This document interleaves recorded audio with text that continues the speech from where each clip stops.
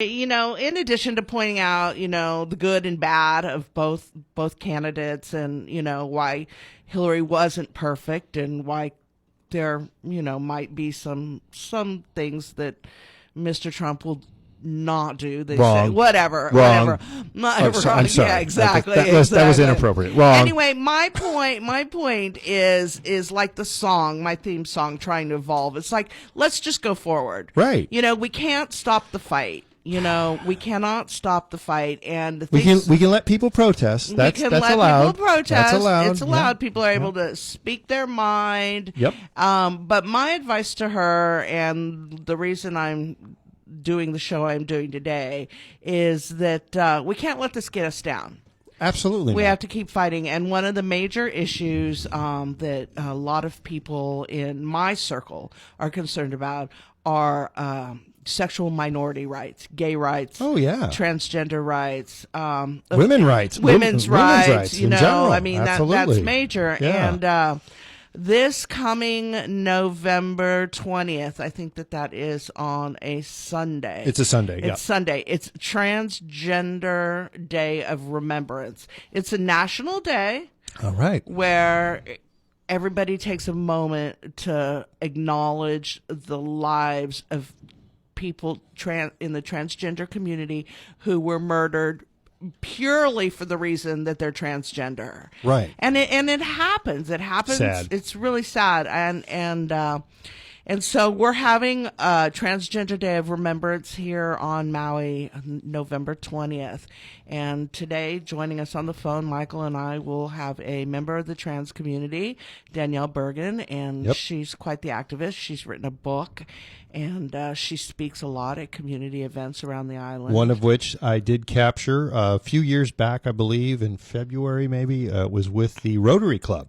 Right. They met at the restaurant. I apologize, I don't remember the name, but it's the Culinary Academy restaurant. Okay. And that's where they held their meeting. I believe it was on a Wednesday or a Thursday. And I just went in there for a couple of hours and captured Danielle speaking to the members of the Rotary Club. And was she speaking about transgender issues? Absolutely. And talked about her book and all that.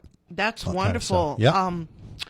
One of the things that I wanted to point out every time I have somebody from the trans community on the radio is that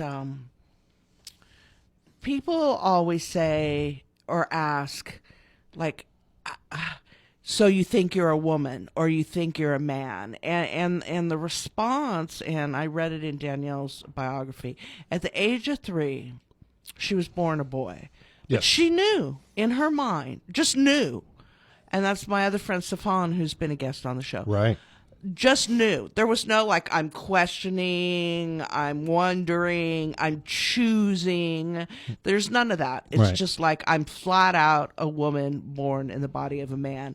Now, those of us who have not experienced that sometimes find that, interesting or difficult or however you come to understand that. Right. But I have to genuinely believe it because I've met these people and their peers and they're genuine human beings. And to see the pain that they've gone through, like Danielle tells the story about, she literally had to escape to Maui because she was afraid of what would happen if her true self came out. Sure. So we're going to talk not a lot about her story, but we're going to talk about the event they're having on Sunday. Oh, good. On November 20th. Where is the event and happening? The event is at Cam 1 in Kihei. All right, the beach. And at the beach, and they're going to have speakers. It's going to be very similar to the Maui Pride event that we had after the Orlando shootings, which was full disclosure, I'm on the board of directors of Maui Pride, and that was one of the most, and I hate to use the word successful, but it was one of the most, I would say, rewarding events we've had. I mean, giving scholarship funds is fabulously rewarding, but about 300 people turned out to this event, and everybody lined up on the beach, and we had chants, we had prayers, we had representatives from different types of religious backgrounds, we had people from different walks of life give little speeches.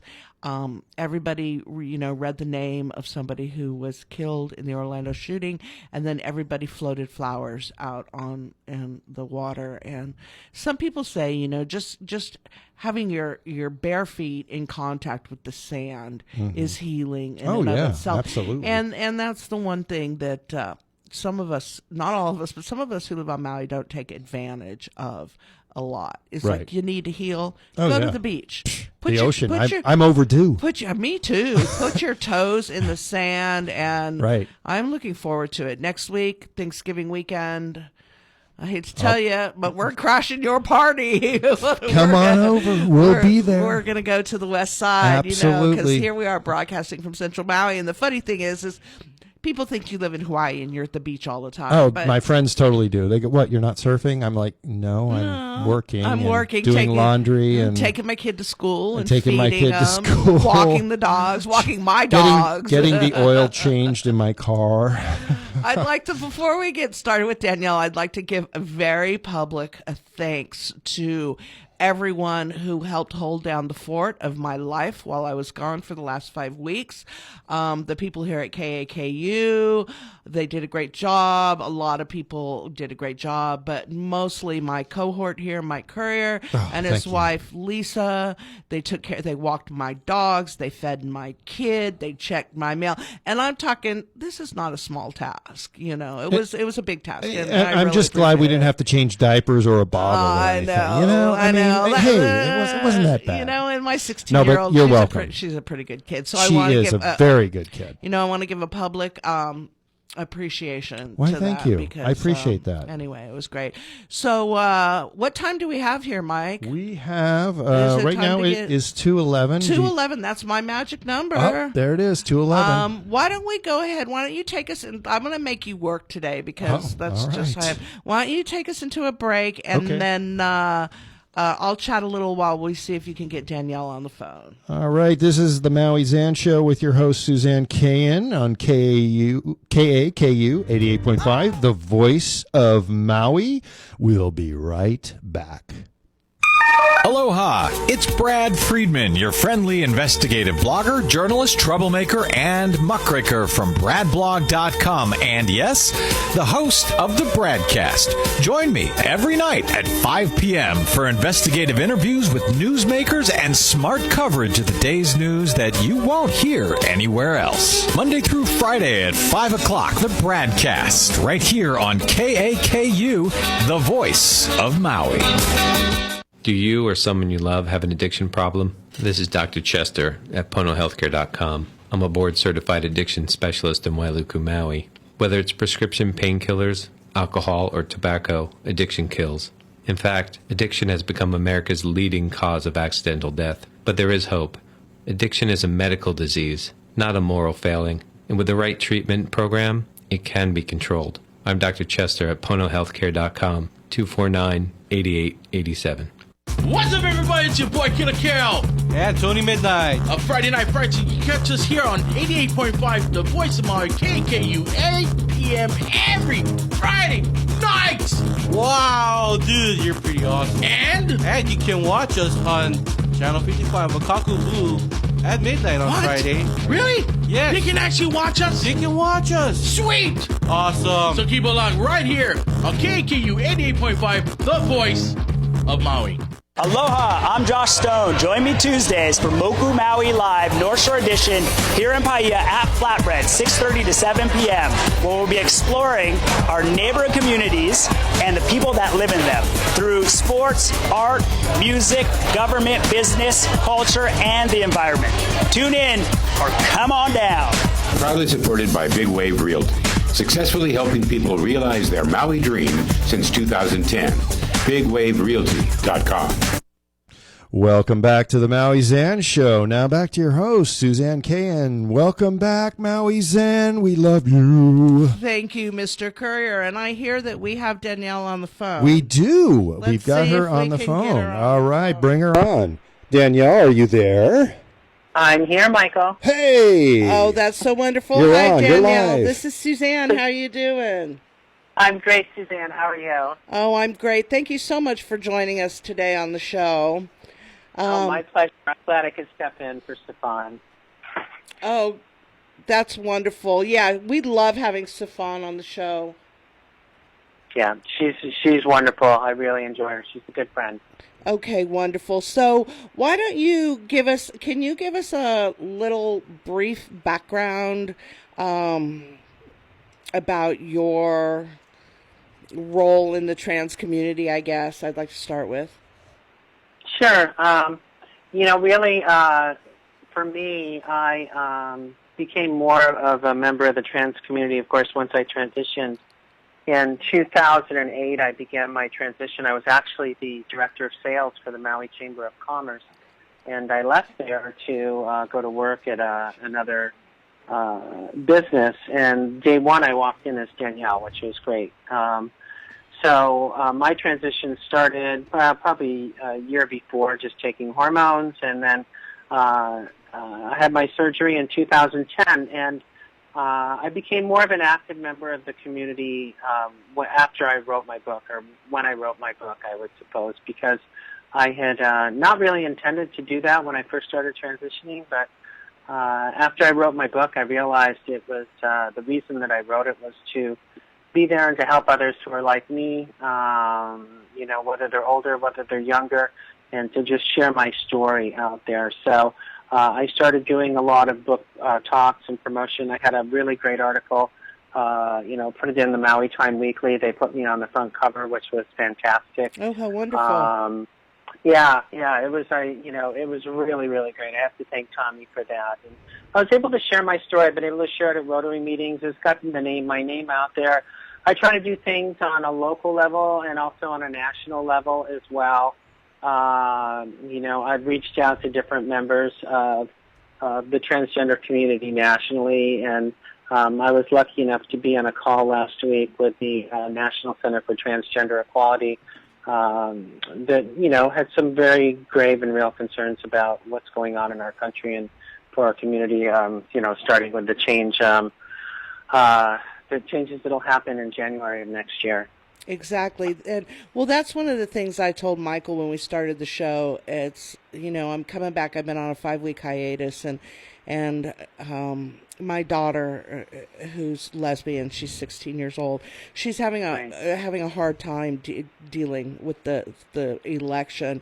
And I said, for me, rather than talk about why or what happened, I think it's really important that we just hit the ground running and go forward with our activism and our positive efforts. And when I heard about the Transgender Day of Remembrance, I thought, instead of sitting here and using my time to talk about why or what or the and all those things are valid to talk about the election, but I think sure. that it's really important that we don't give up the fight that we're facing, and that we have been facing for years and years, and people like you sure. and all the activists.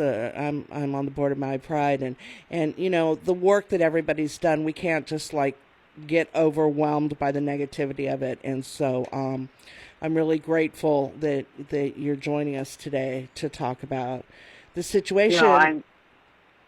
I'm very glad to be here and to be able to share a little bit. And right. I went from shock and surprise to anger to by Thursday of last week. And then when I was invited to get on that call with the National Center for Transgender Equality, I realized it's a day-to-day thing. Nothing's going to change today. Right. Everything that we have in place, all the rights and everything that we've gained over the last 8 to 10 years, which have been amazing, are still in place and will be in place.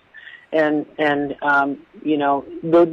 thing to remember, I think, from my community and what's really special is this Transgender Day of Remembrance, which will be on Sunday down at Cam 1. It starts at 5:30 in the evening. This is a day that was originally started back in 1999 by Gwendolyn Ann Smith, a transgender woman who wanted to memorialize Rita Hester, who was brutally murdered in Alston, Massachusetts the year before. Right. So since its inception, it's been held annually on the 20th. Many communities across the country do it on or around that date. And what we try to do that day is to remember those of us who have lost their lives during the previous year, you know, and what's really unfortunate is, you know, they have been usually hate crimes and, you know, murder. I mean, these are things that we can't forget in our community, and it's unfortunate that it's more often than not trans women or men of color who are the ones who are the brunt of this violence and this hatred. So, you know, through this vigil, we just want to express our love and respect for all the people that are in our community that have faced any kind of indifference, you know, or hatred. And it just, you know, we have to remember that. And I think what sometimes people don't think about, and one of the things that I really enjoy after meeting someone who hasn't met me before is that, you know, they're surprised after because I'm just like they are. Right, yeah, exactly. Just like you are, you know.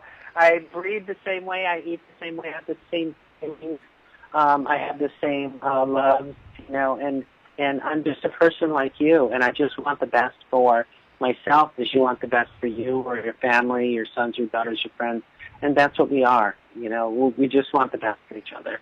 Exactly, and like you point out, I mean, these are people are losing their lives just simply for who they are, you know, and I think sometimes, I don't know if people walk through life with blinders, or it's not, you know, as it doesn't come across your Facebook feed, or it doesn't come across the news, but you know, when there's something like big like the Orlando shooting, it brings awareness to everybody, but people are not aware that there's men and women who are just murdered simply because of who they are, and exactly. and that's just, I mean, all violence against people and all hate crimes are tragic. I don't mean to minimize what other people are going through, but I think that, and one of the things you pointed out that I think is so critical is this affects not just adults, like grown women like you. I mean, there are children who at a very young age feel as if they're not the gender that matches their body. And those children don't have the tools or the resources, and very often their parents don't have the tools and the resources and able to raise these children to be healthy adults.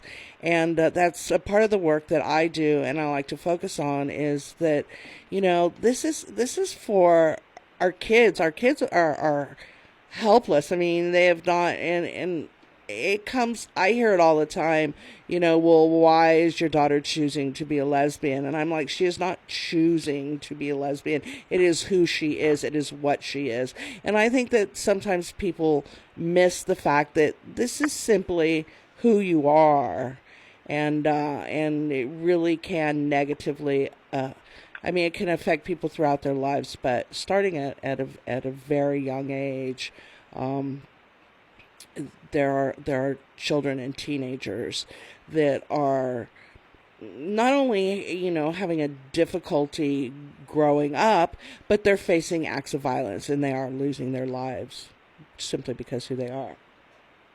I know. It's a very sad state of affairs, and you know, part of it around this day, I feel, is that we acknowledge the people that have gone before us, and we acknowledge the fact that, you know, we are transgender, we are people, and I mean, I understand, and the fears are real, and I would not want to minimize that to anyone. However, there are certain things that you know that you can do, and that you can to help mitigate these fears. I feel that you stay around and be with people that love you and care about you. There's the wonderful thing is that I've seen in the last 2 years. There are many allies in our community. There are many people that are I mean, our biggest allies are our gay and lesbian brothers and sisters. However, I have several allies who are just average straight people that, that just have known me and loved me as I presented myself before to them and as I present myself now to them, as I am now. I am lucky that, a great majority of the people I know and knew prior to my transition are still a part of my life. And yes, I lost some friends and I lost some people along the way. And I had to deal with that. And by dealing with it, I had to realize it was their loss. Right. It's their loss, even though I felt it myself. And even in my family, there's, my brother still doesn't quite understand. However, I do hope to see him for the first time this coming summer. And I think at that point, then he will realize that I'm not any different than I used to be. I'm the same person I always was.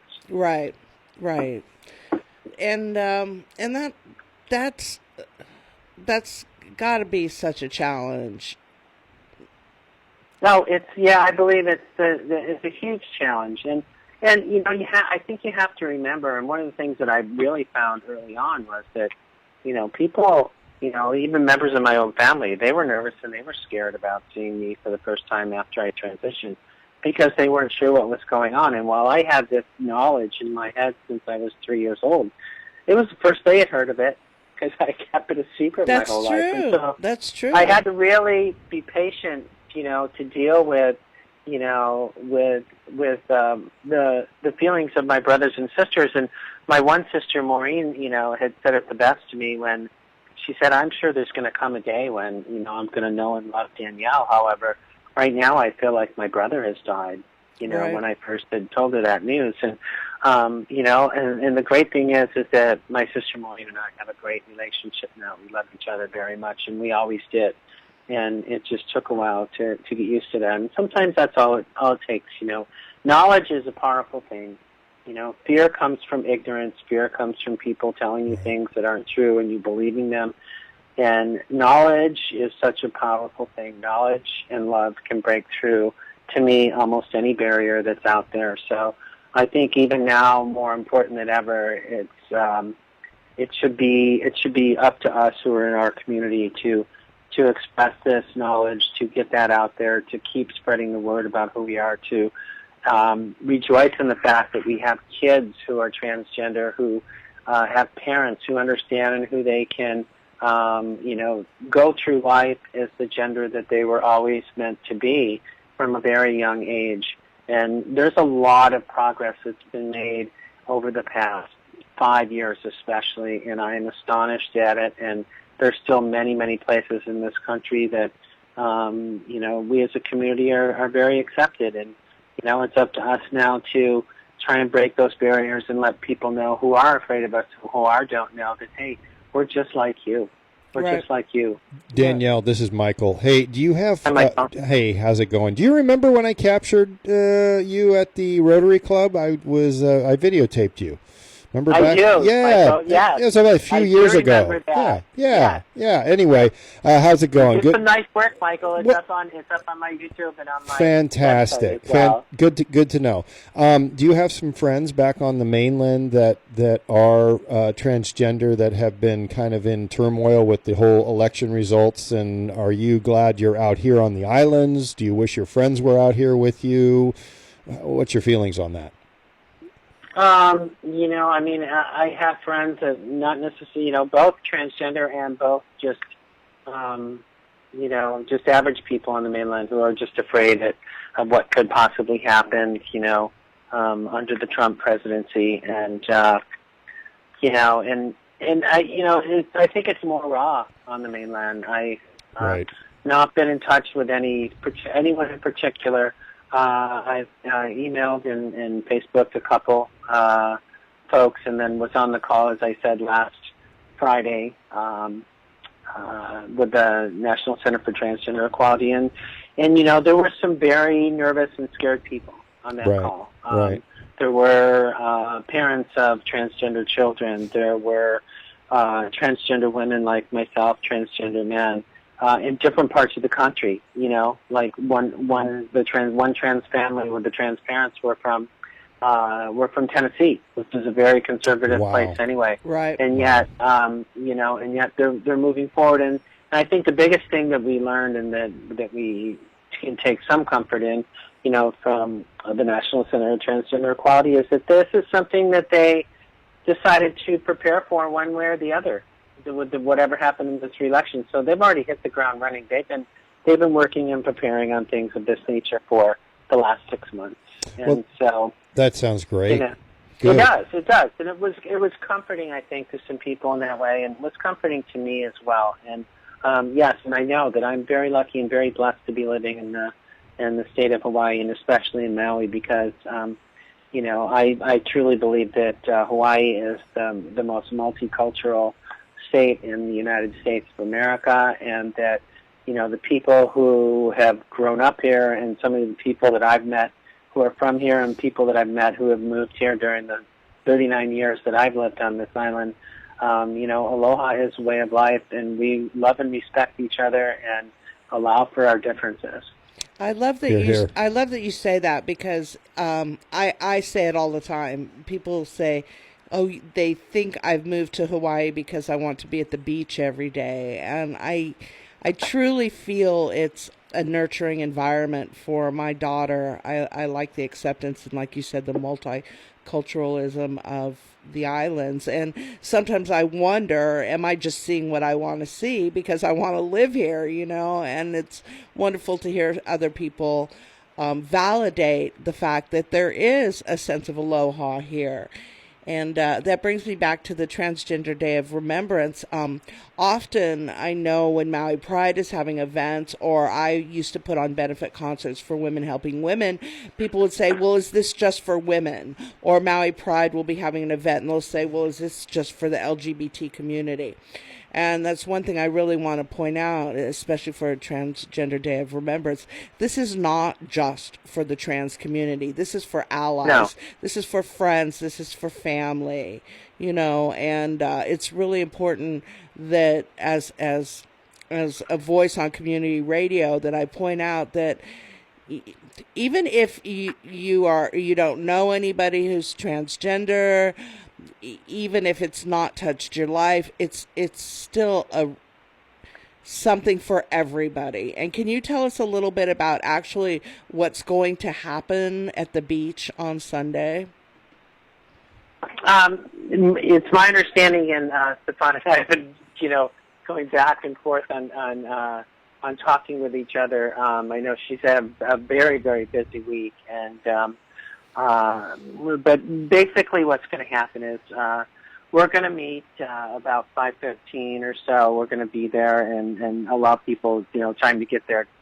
So approximately as sunset happens, what we'll be doing in memory of those that have passed this year before us. The memorial is going to include a reading of the names of those that lost their lives in the previous year, which I believe, unfortunately, is a record number of transgender people. I believe it's 25. I just got the official list from... Oh, my God, that's tragic.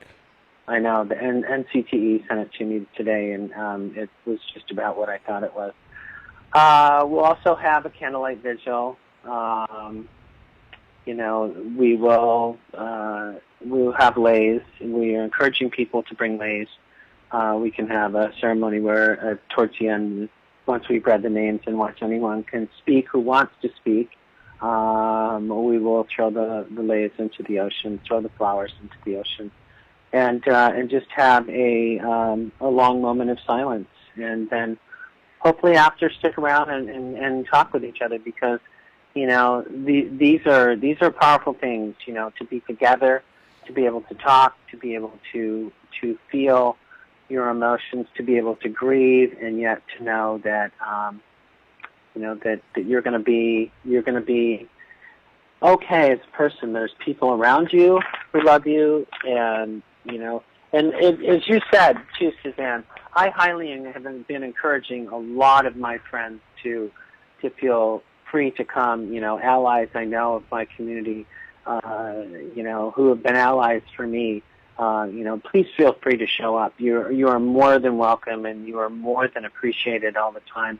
I noticed I get the same likes on my posts and everything when I go into this regarding any kind of transgender activism by a large group of my friends. And one of my dear friends who I used to work with over here, Jill, is now on the mainland, and she said, I wish I could be there with you, Danielle. And I know she will be in spirit. Right.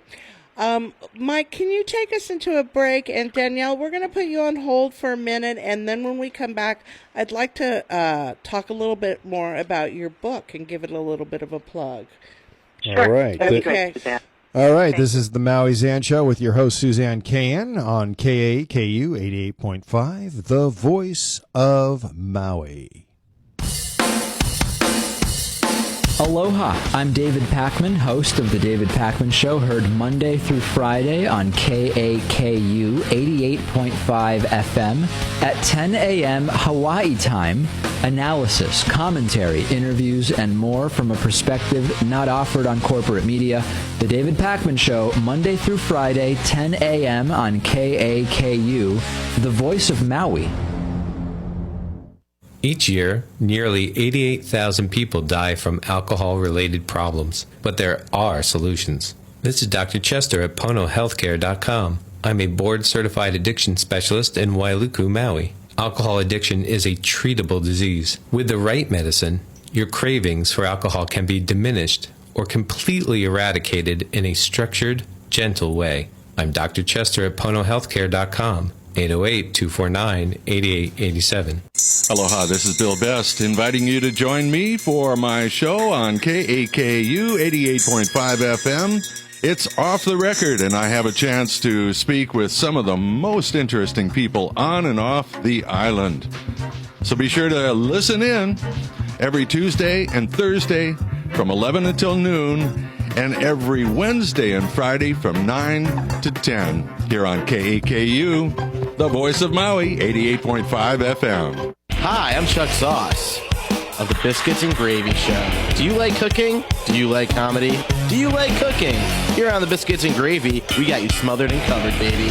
Join us every Wednesday at 11 in our studio kitchen, cooking up some laughs, sauce on the side.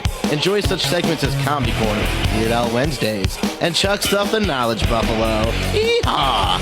Joined by local chefs, comedians, and special guests, KAKU, the voice of gravy. Welcome back to the MauiZan Show. We're back with your host, Suzanne Cahan, and myself, Michael Courier, and Danielle Bergan on the phone. On the phone. On the phone. That's so funny. Yeah, you're live, but you're on the phone. You're on the phone. I know, I'm live, but I'm on the phone. No, you're actually listening on the phone. You're not physically on the phone. Isn't that weird how we say things like that? Keep your eyes peeled. Oh my God, don't do that. It's gonna hurt. No, please don't do that. Yes. So you are calling where? From the west side? Is that where you're calling from today? Yes, I'm sitting nicely in my Napili home right now. Oh, we're jealous. Well, it's nice and cool today. It's like I love the advent of winter. Yeah, it really is nice when the temperature drops like 2 or 3 degrees, so like below 80 for a daytime high. It's like, there you go. That's more like it instead of 95 and blistering. Yes. Anyway, so if you're just tuning in, we're talking about this Sunday is the Transgender Day of Remembrance, and unfortunately, Danielle just shared some statistics with us. At least 25 cases that we know about. I'm sure there's some that we don't know. That people have been violently murdered simply for being who they are. And Danielle is graciously sharing her story, male to female, born in a boy's body. But Danielle shares with us that from the age of 3, she knew she was a girl, and then proceeded. I'm sure it's there's not enough hours. One of these days, we'd love to have you back when we're not talking about this exact event.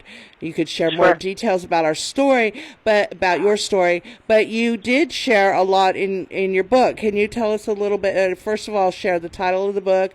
Where can we get it? And a little bit about if somebody picked it up, the kind of information you share in your book. Sure, I'd be glad to. So my book was published in 2012. I self-published it. It's called "It's Always Okay to Be Me: A Journey to Recovering Lost Hope." And it's my memoir. It takes you through my life from the time I grew up when I recognized being transgender. I grew up back east, upstate New York.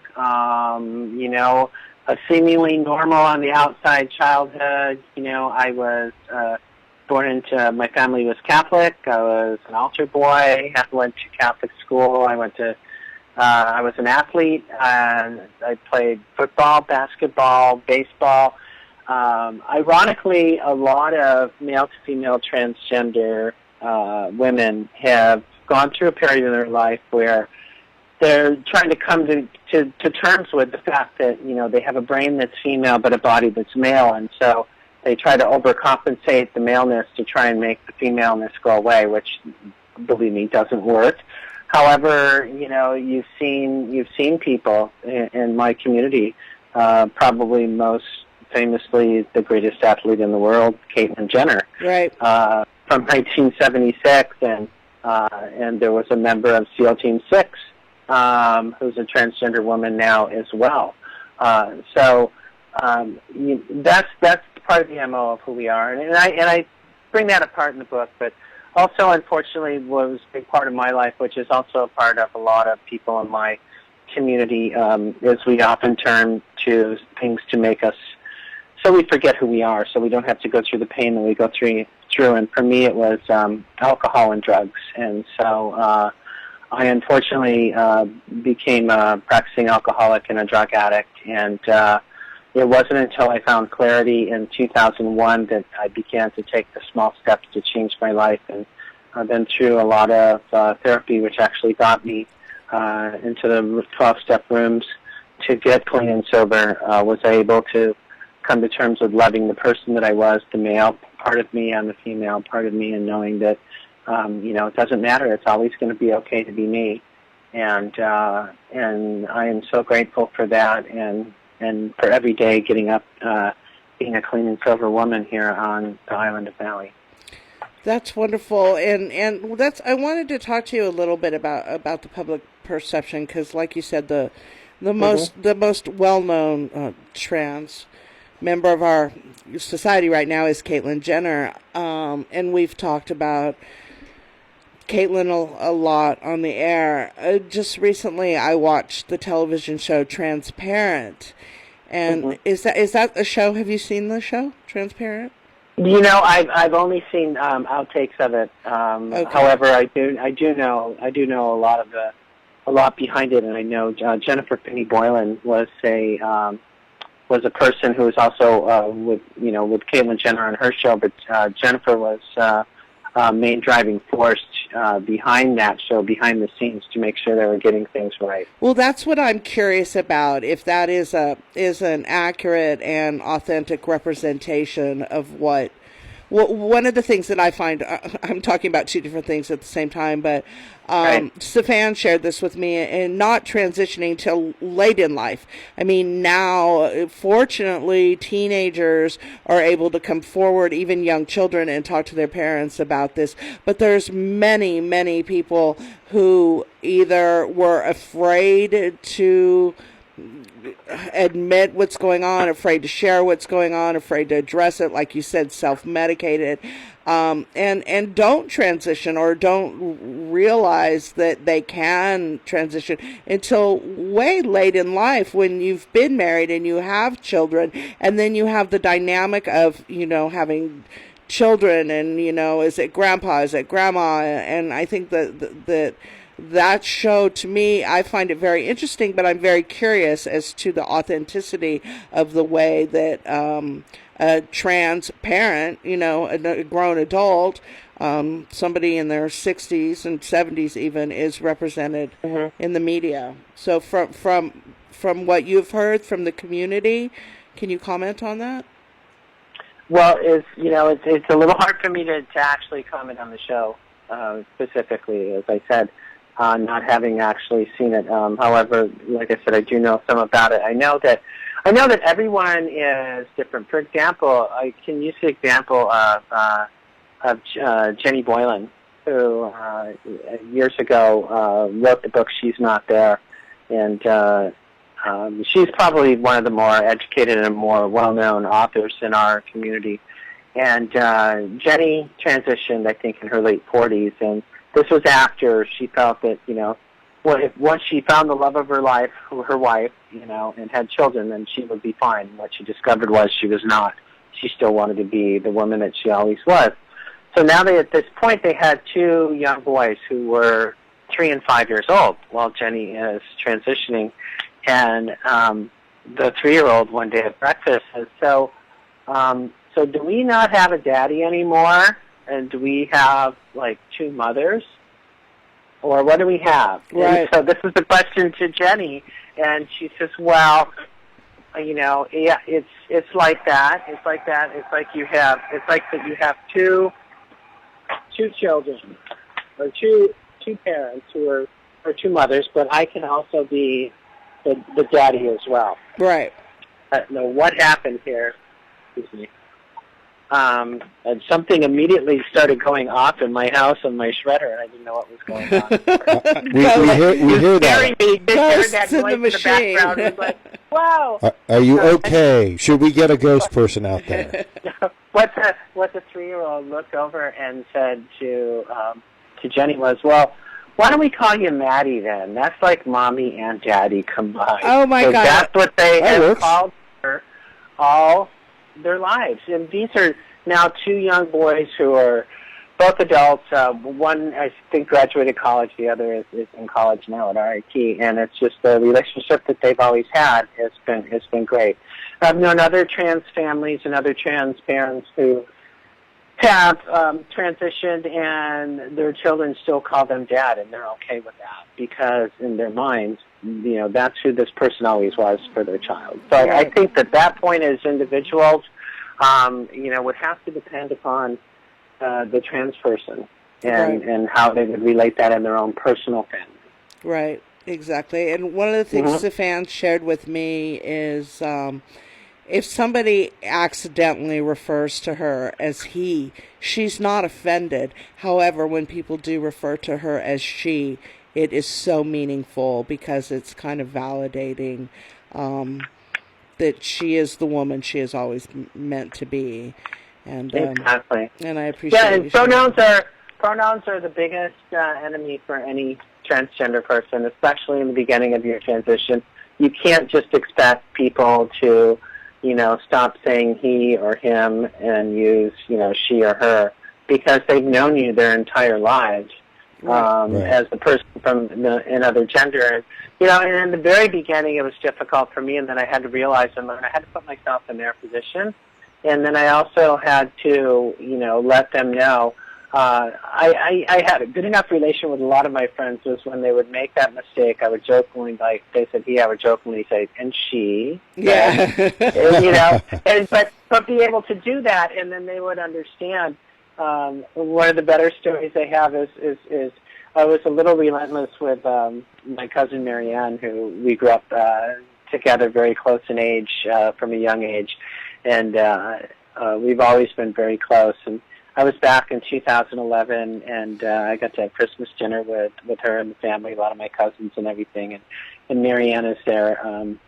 We're getting ready to have dinner, and she says to everyone, she goes, now, I just wanted y'all to know that, if you, like I've been making the mistake of referring to Danny, or, because I said, call me Danny, it'll be easier. It's the middle ground for Dan or Danielle or Daniel, so call me Danny. And she goes, I just want you to know, because she will get on you if you make a mistake with calling him or her. So, and then she looks over to me. So please don't call him him. I mean, her, him. I mean, and we all just started laughing. And I said, "It's okay, Marianne. It's really okay." Yeah.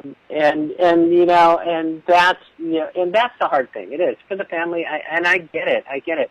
You know, I was lucky enough on my first job to go into after I transitioned. 2 weeks later, I walked into this job as Danielle, and nobody ever knew me as Danielle there. Although people did know me, you know, a handful of them knew me because of my involvement with the Chamber of Commerce prior to. But they knew I was she right from the get-go, and everybody, and every job I've been to since. And most of the time, you know, now most of the time, I don't really think I really encounter it that much from just meeting anyone in general. Right. Occasionally I do, but you know, it's okay because I'm totally acceptable of myself on who I am, and I have a lot more patience and a lot more thicker skin than I used to, and to me that's a good thing. Right, right. And one of the other things I wanted to mention, or I wanted to talk to you about, or just share with people who are listening, we have I think a 14 or 15-year-old female to male young man who is part of our community. And he and his mother were on the show one day, and we were talking about, you know, everything involved when your child comes to you and says, I'm a boy, Mommy. And something that she said really resonated with me is it took her a minute to almost mourn the loss of her daughter. And it wasn't that the person was gone. The person is the same. Her son is the same person before the transition. However, in her mind, when a baby girl is put in your hands, no matter how much you fight for gender equality, for me, I've been fighting for gender equality all my life. I've been fighting for gay rights all my life, and you know, when they put a little girl in your arms, I mean, you just picture her walking down the aisle in a pretty wedding dress, and then when the reality hits that this is not the path that my child is going to take, you know, it's people have come to me and people have shared with this mom is that it's okay to go through a period of sadness or transition yourself until you can kind of get your mind around the fact that, you know, my child is not going to grow up in the manner in which I had initially pictured them, which was not right or wrong. It was just the way that, you know, society views people.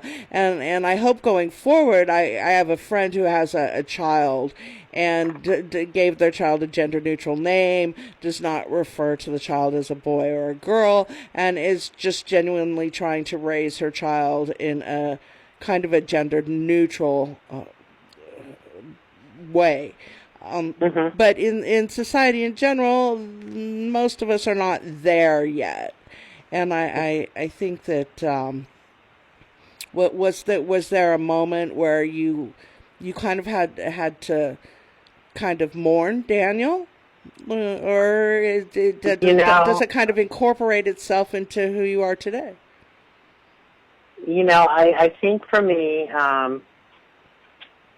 it was more.